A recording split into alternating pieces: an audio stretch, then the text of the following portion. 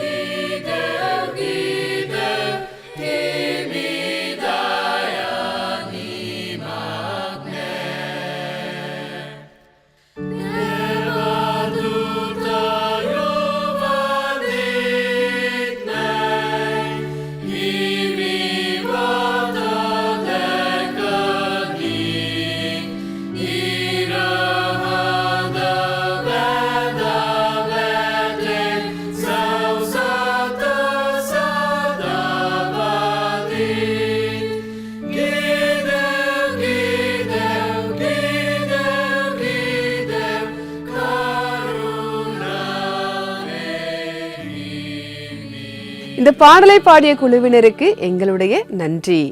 CBN சின்னலிஸ் Facebook பேஜை நீங்கள் போய் பாருங்கள். இப்படிப்பட்ட பாடல்கள், சாட்சிகள் அங்கே இருக்குது. இதை நீங்கள் மற்றவங்களுக்கும் ஷேர் பண்ண முடியும். இப்போது வருவது ஒரு சிறிய இடைவேளை.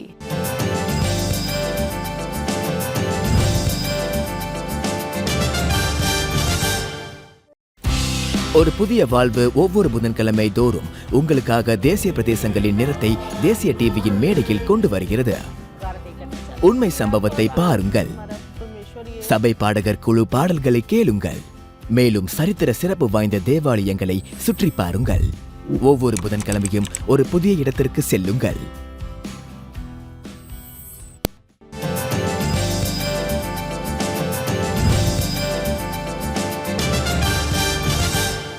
வெல்கம் பேக் டு ஒரு புதிய வாழ்க்கை. நம்முடைய நிறைவேறாத கனவுகள் நம்முடைய தோல்வியா, அதை தான் இன்னைக்கு நம்ம தெரிந்து கொள்ள இருக்கிறோம். ஒவ்வொருத்தருக்குமே ஒரு கனவு இருக்கும். அந்த கனவு நிறைவேறாமல் போகும்போது நமக்கு கொஞ்சம் கஷ்டமாக இருக்கும். இன்னும் சொல்லப்போனால், இந்த கனவு தான் என்னுடைய லட்சியம் அப்படின்னு நீங்கள் நினைக்க ஆரம்பிச்சிட்டிங்கன்னு வைங்களேன், ஒருவேளை அந்த லட்சியத்தை உங்களால் அடைய முடியலன்னா ரொம்ப வருத்தமாக இருக்கும். இப்படிப்பட்ட நிலைமையில் இருந்த ஒருத்தரை தான் நம்ம இப்போ சந்திக்க போகிறோம். ஸ்ரீலங்காலேருந்து ஷா விராஜ் அவங்களுடைய சாட்சியை தான் பார்க்க போகிறோம். ஒரு விபத்துக்கு பிறகு இவங்களுடைய கனவே சிதைஞ்சி போச்சு. இவங்க வாழ்க்கையே நம்ம அவ்வளோதான் அப்படின்னு கூட இவங்க நினைக்க ஆரம்பித்தாங்க. ஆனால் அதன் பிறகு எப்படி ஒரு புதிய வாழ்க்கையை பெற்றுக்கொண்டாங்க, எப்படி ஒரு புதிய தொடக்கம் அவருக்கு கிடைத்ததுன்னு அவர் சொல்கிறாரு. வாங்க பார்க்கலாம். என் சின்ன வயசு ரொம்ப கஷ்டங்களோட தான் போச்சு. என் அம்மா ஊருக்கு போனதுக்கு பிறகு என்னை என் பாட்டியும் மாமாவும் தான் பார்த்துக்கிட்டாங்க. அங்கே தான் நான் வளர்ந்தேன். அதனால நான் அடிக்கடி ரொம்ப தனிமையாக ஃபீல் பண்ணுவேன். அந்த தனிமை காரணமாக நான் சினிமா பார்க்க ஆரம்பித்தேன். கொஞ்சம் கொஞ்சமாக சினிமா பார்க்குறது என் வாழ்க்கையில் ஒரு பாகமாக மாறிடுச்சு. அதுக்கப்புறம் நான் நடிகன் ஆகணும்னு கனவு காண ஆரம்பித்தேன். அதுக்காக நான் ரொம்ப கஷ்டப்பட்டு முயற்சி பண்ண ஆரம்பித்தேன். அதுக்கப்புறம் நான் என் படிப்பை முடிச்சுட்டு அதுக்கப்புறம் நான் ஆக்டிங் கேரியர் பாதையில் நடக்க ஆரம்பித்தேன். ஏன்னா நான் ஏற்கனவே சொன்ன மாதிரி எனக்கு நடிகன் ஆகணுங்கிறது மிகப்பெரிய கனவாக இருந்துச்சு. 2012 ஒரு வீடியோ ஷூட்டுக்காக போயிட்டு இருந்தப்போ என் பைக் ஒரு பஸ்ஸோட மோதி பெரிய ஆக்சிடென்ட் ஆயிடுச்சு. அதில் அதிசயமாக நான் உயிர் தப்பிச்சேன். ஆனால் என் வலது கை முழுக்க பாதிக்கப்பட்டுச்சு. எனக்கு நிறைய ஆப்ரேஷன்ஸ் பண்ணினாங்க. நான் நடிகன் ஆகணுன்ற என் கனவு அங்கேயே முடிஞ்சிருச்சு. இதனால் நான் வெக்கப்பட ஆரம்பித்தேன். என்னை நான் தாழ்வாக நினைக்க ஆரம்பித்தேன். மனிதர்களை தவிர்க்க ஆரம்பித்தேன். என்னை மறைக்க ஆரம்பித்தேன். பல தடவை வாழ்க்கையை முடிச்சுக்க முயற்சி பண்ணேன். நான் ரொம்ப மூர்க்கமானவனாக பிடிவாதக்காரனாக மாற ஆரம்பித்தேன். நைட் கிளப்புகளுக்கு போக ஆரம்பித்தேன். ட்ரக்ஸ் எடுப்பேன், குடிப்பேன், புகைப்பிடிப்பேன். 2015 என் மாமாவால் தான் நான் என் அப்பாவை சந்தித்தேன். அவர் மூலமாக தான் நான் முறையாக இயேசு கிறிஸ்துவை பற்றி கேட்டேன். அப்புறம் கொஞ்சம் கொஞ்சமாக நான் ஆண்டவரை பற்றி கற்றுக்க ஆரம்பித்தேன். ஆனால் நான் என்னுடைய பழைய வாழ்க்கைக்கே திரும்ப ஆரம்பிச்சிட்டேன். அதுக்கப்புறம் நான் மியூசிக், வீடியோ டைரக்டர், எடிட்டர்னு என் தொழில ஆரம்பித்தேன். அந்த வேலையில் எனக்கு பேர், பணம் கிடைக்க ஆரம்பிச்சது. இது எல்லாம் இருந்தும் கூட நடுவில் நான் பாவ வாழ்க்கையில் இருந்தேன். அந்த வாழ்க்கையில் இருந்தப்போ உள்ளுக்குள்ள ஒரு எம்டினஸ் இருந்துச்சு. எல்லாமே இருந்தாலும் கூட ஏதோ ஒன்று இல்லாத மாதிரி ஃபீல் ஆகும். 2018 ஆண்டவர் திரும்ப என்ன அவரோட இடத்துக்கு அழைக்கிற மாதிரி நான் உணர்ந்தேன். அந்த அழைப்பை நான் ஏற்றுக்கிட்டேன். மீண்டும் சர்ச்சுக்கு போக ஆரம்பித்தேன். அங்கே சங்கீதம் 37 மூலமாக ஆண்டவர் என்னோட பேசினாரு. அதுக்கப்புறம் நான் என்னோட வாழ்க்கையை பிடிச்ச மாதிரி நான் வாழ ஆரம்பித்தேன். அப்புறம் என் வேலையில் நான் முழு கவனத்தை செலுத்த ஆரம்பித்தேன். அதுக்கப்புறம் நான் ஆண்டவருக்கு என்னை முழுமையாக அர்ப்பணிக்க ஆரம்பித்தேன். அதுக்கப்புறம் சர்ச்சுக்கு தேவையான வீடியோக்களை நான் செய்ய ஆரம்பித்தேன். நான் ஏற்கனவே சொன்ன மாதிரி அது சம்மந்தமான மியூசிக் பண்ணுவேன், வீடியோ பண்ணுவேன், டைரக்டும் பண்ணுவேன், எடிட்டிங் பண்ணுவேன். இந்த மாதிரி சில விஷயங்களை நான் செய்ய ஆரம்பித்தேன். அதுக்கப்புறம் எனக்கு அது மேலே ஒரு தனி பற்றே வந்துருச்சு. அதுக்கப்புறம் சர்ச்சுக்காக நான் ரொம்பவே டெடிகேட்டடாக சில வீடியோஸ் பண்ண ஆரம்பித்தேன். அதுக்கப்புறம் தான் எனக்கு என் வாழ்க்கை மேலே ஒரு தனி நம்பிக்கை உருவாச்சு. அதுக்கப்புறம் நான் மேலே நிறைய விஷயங்கள் பண்ண ஆரம்பித்தேன். நான் சொன்ன மாதிரி ஆண்டவரை படிக்க ஆரம்பிச்சதுக்கப்புறம் இந்த நைட் கிளப் போகிறது, ட்ரக்ஸ் எடுக்கிறது, குடிப்பழக்கத்திற்கு அடிமையாகிறது, இதிலிருந்து நான் முழுமையாக விலகி வந்துட்டேன். எப்போ நான் ஆண்டவரை பற்றி கற்றுக்க ஆரம்பிச்சேனோ அதுக்கப்புறம் என்னுடைய வாழ்க்கையில் அந்த ஒரு தனிமையை நான் ஃபீல் பண்ணதே கிடையாது. அதுக்கப்புறம் நான் பைபிளை படிக்க திரும்பவும் ஆரம்பித்தேன். அங்கே சங்கீதம் 37 மூலமாக ஆண்டவர் என்னோட பேசினாரு. சங்கீதம் அதிகாரம் 37 வசனம் 5, உன் வழியை கர்த்தருக்கு ஒப்புவித்து அவர் மேல் நம்பிக்கையாயிரு, அவரே காரியத்தை வாய்க்க பண்ணுவார். இந்த வசனம் என் வாழ்க்கையை மாற்ற ஆரம்பிச்சுது. நான் ஆண்டவருக்காக செய்யணும்னு எனக்குள்ள ஒரு ஆசை வந்துச்சு. 2019 ஆண்டவரை பற்றி இன்னும் தெரிஞ்சுக்க பைபிள் காலேஜில் சேர்ந்தேன். அங்கே ஆண்டவர் என் வாழ்க்கையை மாற்ற ஆரம்பித்தார். 2024 ஆண்டவரின் கிருபையால் நான் என் டிகிரியை ஃபஸ்ட் கிளாஸில் முடித்தேன். இன்று நான் முழு நேரம் ஊழியம் செய்கிறேன். இப்போ நான் எதுக்காகவும் வெக்கப்பட மாட்டேன். எனக்குள்ள தாழ்வு உணர்ச்சியும் இல்லை. நான் மீண்டும் பழைய வாழ்க்கைக்கு போகலை. இப்போ நான் இளைஞர்களுக்கு சேவை செய்கிறேன். அந்த சேவையில் இருந்தப்போ நான் ஒரு பெண்ணை சந்தித்தேன். அந்த நேரத்திலேயே எனக்குள்ள காதல் ஆரம்பிச்சது. பின்னாடி அவங்க எனக்கு மனைவியானாங்க. 2026 ஆண்டவர் எங்க 2 பேரையும் திருமணத்தில் இணைச்சாரு. ஆண்டவர் தன் வாக்கு தத்தத்தால எங்க வாழ்க்கைய முழுசா மாத்தினாரு. எங்களுடைய வாழ்க்கைய சந்தோஷத்தாலும் சமாதானத்தாலும் நிரப்பினாரு. அதுக்கப்புறம் எங்களுடைய வாழ்க்கை ரொம்ப சந்தோஷமா போயிட்டு இருந்துச்சு. இந்த திருமண வாழ்க்கைய எனக்கு நான் ரொம்ப பிடிச்சி வாழ ஆரம்பிச்சேன். நாங்க 2 பேரும் ஒன்னா சேர்ந்து ஜெபம் பண்ணுவோம். எங்களுடைய வாழ்க்கையில் இருக்கிற இன்பம் துன்பங்களை நாங்க பகிர்ந்துப்போம். ஆண்டவர் எங்களுடைய வாழ்க்கையில சந்தோஷத்தையும் சமாதானத்தையும் நிரப்பினதுனால அதை உணர்ந்து நாங்க ரொம்ப சந்தோஷமா வாழ்ந்துகிட்டு இருந்தோம். சந்தோஷம், சமாதானம், இந்த மாதிரி எல்லா ஆசீர்வாதங்களும் கொடுத்த என்னுடைய ஆண்டவருக்கு இந்த நேரத்துல நான் நன்றி சொல்லிக்கிறேன். ஒரு உத்வேகம் தரக்கூடிய சாட்சியை நம்ம பார்த்தோம். ஷாவிராஜுடைய வாழ்க்கையில நிறைவேறாத கனவுகளும் ஏமாற்றங்களும் இருந்தபோதும் கூட அவர் நம்பிக்கையை விடவே இல்லை. தேவனிடத்தில் அவர் முழு நம்பிக்கையாக இருந்தார். சில நேரங்கள்ல நம்ம வாழ்க்கையுடைய திசை மாறும்போது அது ஒரு புதிய திசைக்கான வழிகாட்டியா இருக்கு. அது மட்டும் இல்ல, நம்மளுடைய கனவுகள் நிறைவேறாம போகும்போது அதுவும் தேவனுடைய திட்டத்தில் ஒரு பாகமா இருக்கு. ஏன் அப்படின்னா, இப்படிப்பட்ட ஒரு நேரத்துல தான் நம்ம தேவன் மேல நம்பிக்கையை இன்னும் அதிகமா வைக்க ஆரம்பிப்போம். இந்த நேரத்துல எனக்கு ஒரு வசனம் ஞாபகத்துக்கு வருது, உங்களுக்காக வாசிக்கிறேன். 37ஆம் சங்கீதம் 5ஆம் வசனம். உன் வழியை கர்த்தருக்கு ஒப்புவித்து அவர் மேல் நம்பிக்கையாயிரு, அவரே காரியத்தை வாய்க்க பண்ணுவார். நம்முடைய வழியை கர்த்தரிடத்தில் ஒப்புவிக்க வேண்டும். இதுதான் நம்ம ஷாவிராஜுடைய சாட்சியிலுமே பார்த்தோம். இங்கே ஜெபிக்கும் போது, இது என்னுடைய கனவு, நான் இப்படி ஆகணும்னு நினைக்கிறேன், ஆனாலும் உம்முடைய சித்தத்தின்படியே ஆக கடவுது அப்படின்னு உங்களுடைய கனவை நீங்கள் அவரிடத்தில் ஒப்படைக்க வேண்டும். உங்கள் வாழ்க்கையை நம்ம தேவனிடத்தில் ஒப்படைக்கும் போது அவர் அவருடைய சித்தத்தின்படி, அவருடைய திட்டத்தின்படி நம்மை வழி நடத்துகிறார். நிச்சயமா அது நமக்கு நன்மையை கொண்டு வரக்கூடியதாக தான் இருக்கும். உங்கள் எல்லாருக்குமே வண்ணத்து பூச்சியுடைய வாழ்க்கை நிலைகள் தெரிஞ்சிருக்கும். முதல்ல அது ஒரு முட்டையாக இருக்கும், அதன் பிறகு அது ஒரு புழுவாக மாறும், அதன் பிறகு ஒரு கூடாக மாறும், அதில் இருந்து தான் ஒரு அழகான வண்ணத்து பூச்சியாக அது மாறும். முதல்ல அது ஒரு முட்டையாக இருக்கும்போது இது என்னுடைய கனவு அப்படின்னு நினைக்கும். அந்த முட்டையிலேருந்து புழுவாக மாறும்போது அதோட கனவு அந்த இடத்துல செதஞ்சு போகுது. நான் புழுவாக மாறிட்டேனே அப்படின்னு அது நினைக்கும். அதன் பிறகு அது கூடாக மாறும்போது அப்போ அது ரொம்ப சுகமாக இருக்கும். கூட்டுக்குள்ளே ஒரு பாதுகாப்பாக நான் சுகமாக இருக்கேன் அப்படின்னு நினச்சிக்கிட்டு இருக்கும்போது அதிலிருந்து அது வண்ணத்து பூச்சியாக மாறுது. அந்த கூட்டில் இருந்து அந்த வண்ணத்து பூச்சியாக மாறும்போது என் நிலைமை இப்படி ஆச்சுதே அப்படின்னு அது நினைக்கலாம். ஆனால் அது ஒரு அழகான எதிர்காலத்திற்கான ஒரு தயாரிப்பு. இதே தான் அது ஒவ்வொரு நிலையிலிருந்து கடந்து வரும்போதும் அதோட எதிர்காலம் ரொம்ப அழகாக இருக்குது அப்படிங்கிறத நம்மளால் புரிஞ்சுக்க முடியுது. நம்ம வாழ்க்கையிலும் கூட நம்ம ஒவ்வொரு நிலையிலிருந்து நம்ம இன்னொரு நிலைக்கு போகும்போது, உங்களுடைய கனவுகள் சிதையும் போது உங்களுடைய எதிர்காலத்திற்கான, அதுவும் ஒரு அழகான எதிர்காலத்திற்கான ஒரு செயல்முறையாக அது இருக்குது. இதை பற்றிய வேத வசனத்தை பார்க்கலாம். எரேமியா 29ஆம் அதிகாரம் 11ஆம் வசனம். நீங்கள் எதிர்பார்த்திருக்கும் முடிவை உங்களுக்கு கொடுக்கும்படிக்கு நான் உங்கள் பேரில் நினைத்திருக்கிற நினைவுகளை அறிவேன் என்று கர்த்தர் சொல்லுகிறார். அவைகள் தீமைக்கு அல்ல, சமாதானத்துக்கு ஏதுவான நினைவுகளே. இந்த வசனத்தின் மூலமாக தேவன் என்ன சொல்ல வராரு அப்படின்னா, நீங்கள் ஒரு தவறு செய்திருந்து அதற்காக இப்போ நீங்கள் கஷ்டப்பட்டுட்டு இருக்கலாம். ஆனால் இதோட முடிவை எழுத போகிறவர் தேவன்தான். உங்களுடைய கனவு சிதைஞ்சு போச்சு அப்படின்னு நீங்கள் கவலைப்படாதீங்க. ஆனால் இது முடிவு கிடையாது. தேவனுடைய வாக்கு தத்தங்களிலும் அவருடைய வார்த்தையிலும் நீங்கள் நம்பிக்கை வைங்க. தேவனிடத்தில் உங்களுடைய வழியை நீங்கள் ஒப்பு கொடுங்க. அப்போ நிச்சயமா உங்களுடைய எதிர்காலத்தையும் அவர் ரொம்ப அழகானதாக மாற்றி தருகிறார். அதற்கு ஜெபம் ரொம்ப அவசியமா இருக்கு. ஒருவேளை உங்களுக்கு ஜெபிக்க தெரியல, ஜெப உதவி தேவை அப்படின்னா எங்களுடைய CBN பிரேயர் லைன் நம்பருக்கு நீங்க கால் பண்ணலாம். எங்களுடைய நம்பர் 9910401010. இந்த நம்பருக்கு நீங்க வாட்ஸ்அப்பும் அனுப்பலாம். உங்களுக்காக ஜெபிக்க நாங்க தயாரா காத்துக்கிட்டு இருக்கோம்.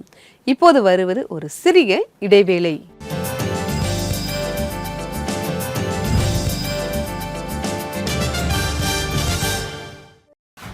உங்களுடைய தாய்மொழியில் தேவனுடைய வார்த்தைகளை கேளுங்கள். CBN இந்தியா யூடியூப் சேனலில் உங்களுக்காக வல்லமையான பிரசங்கங்கள், அழகான பாடல்கள், வல்லமை உள்ள சாட்சிகளை கொண்டு வருகிறது. இப்பொழுது உங்களுடைய தாய்மொழியில் இந்திய மாநில மொழிகள் ஹிந்தி, பஞ்சாபி, லடாக்கி, குஜராத்தி, தமிழ், மலையாளம் மற்றும் இன்னும் பல மொழிகளில். இந்தியாவின் அருகில் இருக்கும் நாடுகளின் மொழிகள் சிங்கள மொழி மற்றும் நேபாளி மொழியில். எங்களுடைய ரீஜனல் பிளேலிஸ்ட் உங்கள் மனதை தொடும் விஷயங்களால் நிறைந்திருக்கிறது. இது உங்களை ஊக்குவிக்கிற விஷயங்களை பார்ப்பதற்கும், பைபிள் வசனங்களை உங்களுக்கு கற்றுத் தருவதற்கும், மேலும் உங்களுக்கு நம்பிக்கையை தருவதற்குமான ஒரு வாய்ப்பாகும். இவை எல்லாமே உங்களுடைய தாய்மொழியில் ஒரு கிளிக் செய்தாலே போதும். இன்றைய CBN இந்தியா யூடியூப் சேனலை சப்ஸ்கிரைப் பண்ணுங்கள். உங்களுடைய மனதில் நேரடியாக பேசும் நிகழ்ச்சிகளை நீங்கள் பாருங்கள்.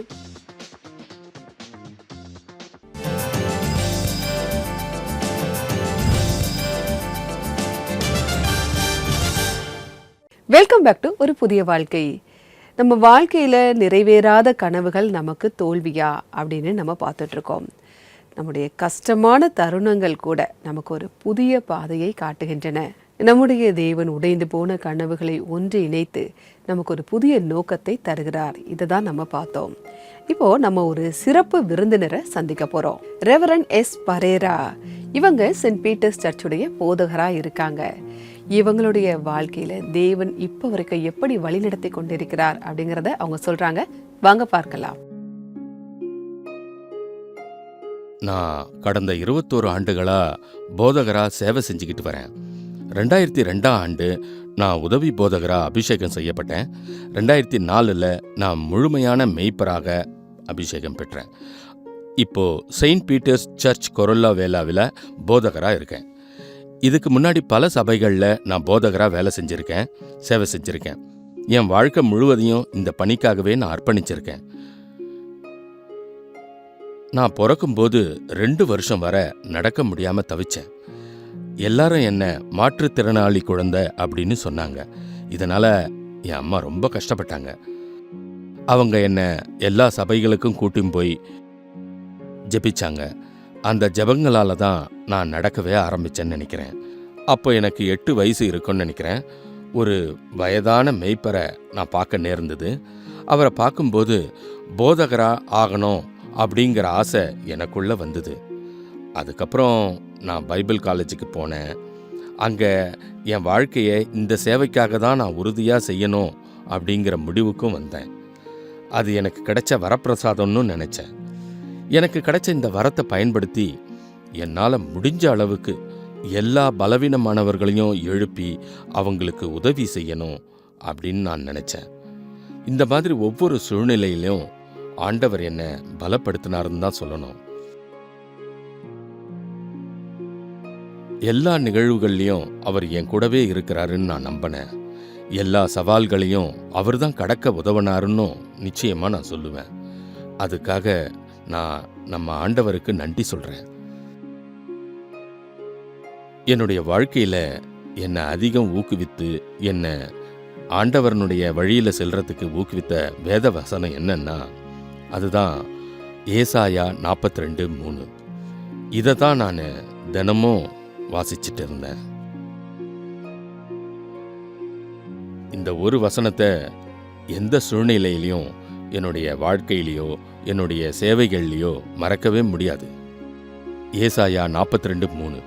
அவர் நெறிந்த நாணலை முறியாமலும் மங்கி எரிகிற திரியை அணையாமலும் நியாயத்தை உண்மையாக வெளிப்படுத்துவார். இந்த வசனத்தை அடிப்படையாக கொண்டு தான் நான் என் நிகழ்காலத்திலையும் எதிர்காலத்திலையும் முன்னேறிக்கிட்டு இருக்கேன்னு சொல்லலாம். 2025 நான் செயின்ட் பீட்டர்ஸ் சர்ச்சில் சேவை செஞ்சுக்கிட்டு வரேன். எங்கள் விசுவாசிகளின் வளர்ச்சிக்கும் முன்னேற்றத்திற்கும் பல நிகழ்ச்சிகளை நாங்கள் நடத்திக்கிட்டு வரோம். என்னுடைய வாழ்க்கை முழுதும் ஆண்டவரை சுற்றி தான் அமைஞ்சிக்கிட்டு இருக்கு அப்படின்னு நான் சொல்லுவேன். அவருடைய அன்பை பிறருக்கு எடுத்து சொல்றதுல என்னுடைய மொத்த வாழ்க்கையும் முழுமை அடையுதுன்னு சொல்றதுல நான் நிச்சயமா ரொம்ப பெருமைப்படுறேன். இப்படிப்பட்ட வாய்ப்பை எனக்கு கொடுத்த ஆண்டவருக்கு நான் முழு மனதோட நன்றி சொல்லிக்கிறேன். இதை பார்த்துக்கிட்டு இருக்க உங்களையும் ஆண்டவர் ஆசீர்வதிக்கட்டும். என்ன ஆசீர்வதிச்ச ஆண்டவர் நிச்சயமா உங்களையும் உங்க வாழ்க்கையில ஆசீர்வதிப்பாரு. ரெவரண்ட் பெரேராவுடைய வாழ்க்கை பார்க்கும்போது நம்ம எல்லாருக்குமே ஒரு உத்வேகம் கிடைச்சிது. நம்முடைய கனவு நிறைவேறலை அப்படின்னா நம்முடைய வாழ்க்கை அதோட முடிஞ்சு போச்சு அப்படின்னு கிடையாது. தடுமாறுகிற ஒவ்வொருத்தருக்குமே தேவன் ஒரு புதிய திட்டத்தை தருகிறார். இதை தான் அவருடைய வாழ்க்கையின் மூலமா நம்ம தெரிந்து கொண்டோம். இப்போது ஜெபிக்கின்ற நேரம். யாரெல்லாம் தங்களுடைய கனவு நிறைவேறல, இது எனக்கு ஒரு பெரிய தோல்வின்னு நினைச்சுக்கிட்டு இருக்காங்களோ அவங்களுக்காகவும் ஸ்ரீலங்கா மக்களுக்காகவும் நாம் ஜெபிக்கலாம். அன்பின் பரலோக பிதாவே, இந்த நேரத்திற்காக நன்றியோடு உம்மை துதிக்கிறோம் அப்பா. யாருடைய கனவுகள்லாம் நிறைவேறாம இருக்கோ, யாரெல்லாம் தோல்வி அடைஞ்சவங்களா இருக்காங்களோ அவங்களெல்லாம் இந்த உலகம் தாழ்த்தி பேசும் ஆண்டவரே. இந்த நேரத்தில் ஜெபித்து கொண்டிருக்கவங்க யாராவது இப்படிப்பட்ட ஒரு அனுபவத்தில் இருந்தாலும் அவங்களுடைய கனவுகள் அவ்வளோதான் முடிஞ்சு போச்சு என் வாழ்க்கை அவ்வளோதான் அப்படின்னு யாரெல்லாம் நினைச்சிட்டு இருக்காங்களோ அவங்களுக்கு நீங்க உதவி செய்யுங்கப்பா. நம்முடைய நிறைவேறாத கனவுகள் தான் நம்ம கற்றுக்கொள்ள வேண்டிய இடமா இருக்கு அப்படிங்கிறத அவங்க புரிந்து கொள்ள நீங்க உதவி செய்யுங்கப்பா. உங்க வார்த்தையிலும் உங்க திட்டங்களிலும் நாங்க நிலைச்சிருக்க நீங்க உதவி செய்யுங்கப்பா. அப்பா, இந்த நேரத்திலும் ஸ்ரீலங்கா மக்களுக்காகவும் அங்க ஆட்சி செய்கிற அதிகாரிகளுக்காகவும் அங்க இருக்கிற தொழிலுக்காகவும் நாங்க ஜெபிக்கிறோம். அப்பா, நீங்க அந்த நாட்டை நேசிக்கிறீங்க, அந்த மக்களையும் நீங்க நேசிக்கிறீங்க, அதற்காக நன்றி.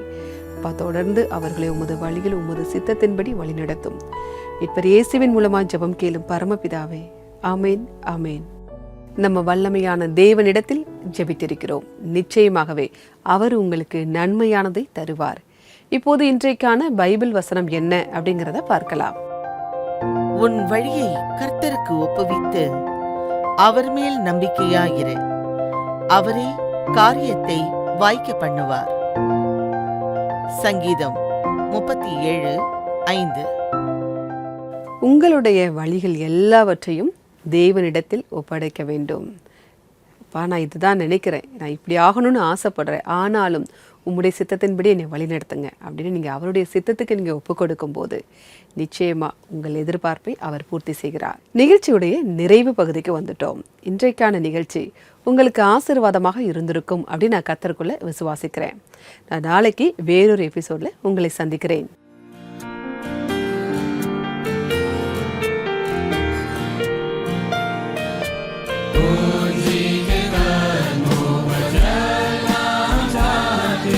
पीछे मसीह के